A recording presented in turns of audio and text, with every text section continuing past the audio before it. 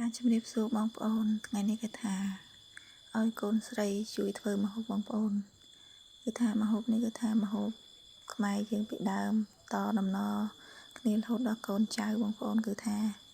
បុកកតុយហេះបងប្អូនហើយមុនបុកកតុយហេះហ្នឹងគឺថាយើងបានរកត្រីឆ្អើរហើយនឹងប្រហុកហ្នឹងគឺថាយើងយកមកដាក់អាំងដែរអីចឹងទៅបងប្អូនហើយនឹងត្រប់ញងហ្នឹងគឺថាយើងបេះមកហើយគឺថាយើងយកលីងយកអីវាឲ្យឆ្អិនសិនទៅបងប្អូនជាមួយនឹងគ្រឿងផ្សំយើងមានដូចជាខ្ទឹមម្ទេសអីចឹងទៅហើយក្រោយពីយើងអាំងឆ្អិនហើយគឺថាយើងដាក់រៀបចំទុកម្ល៉េះទៅគឺថាយើងមកបុកគ្រឿងផ្សំម្ដងបងប្អូនគ្រឿងផ្សំយើងគឺអត់មានអីច្រើនទេបងប្អូនគឺថាមានស្ករប៊ីចេងប្រហុកអំបិលត្រីឆ្អើរស្ដែកដីអីចឹងទៅបងប្អូនហើយជាមួយនឹងម្ទេសលីងដែលយើងលីងឲ្យឆ្អិនហ្នឹងហើយខ្ទឹមសខ្ទឹមក្រហមដែលយើងបានលីងហ្នឹងទៅបងប្អូន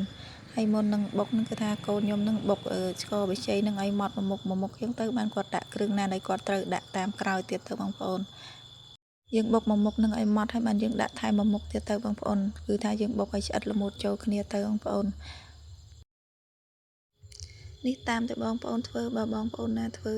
ចង់បុកគ្រឿងផ្សំមួយណាមុនក៏បានដែរបងប្អូនគឺថាតាមតែបងប្អូន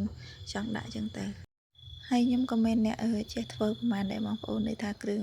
ស្លគ្រឿងអីចឹងទៅគឺថាមិនសូវចេះប្រហែលទេបងប្អូននេះគ្រាន់តែជាការយកឃើញរបស់ខ្ញុំចឹងទៅបងប្អូនគឺថាគួរដាក់គ្រឿងណាមុនបុកឲ្យឆាប់ម៉ត់ហើយយើងដាក់គ្រឿងតាមក្រោយទៀតឲ្យលះបានហូបអីចឹងទៅបងប្អូនគឺទុយហេះហ្នឹងក៏មិនងាយប្រហែលដែរបងប្អូនគឺថាយើងធ្វើយូរមែនតែនទ្រាំតែយើងបុកគ្រឿងហ្នឹងឲ្យម៉ត់ចូលគ្នាចឹងទៅបានយើងថែមមួយមុខទៀតបងប្អូនគឺថាយូរមែនតែនហ្មងបើយើងបុកបានម៉ត់បានឆ្អិតចូលគ្នាទេគឺថាខ្ទុយហេះយើងហ្នឹងគឺថាអត់ឆ្ងាញ់ទេបងប្អូន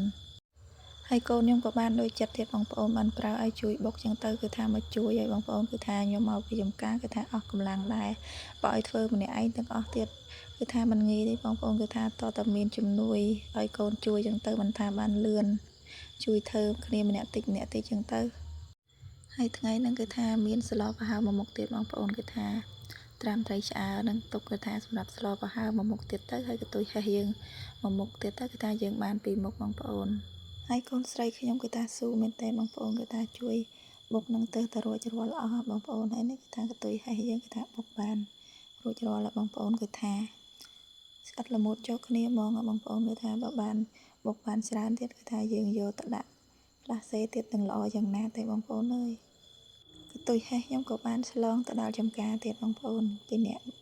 មីងនៅចំការហើយវីដេអូនេះគឺថាដល់ទីបញ្ចប់ហើយបងប្អូនគឺថាអរគុណបងប្អូនច្រើនសុខសប្បាយទាំងអស់គ្នាបងប្អូន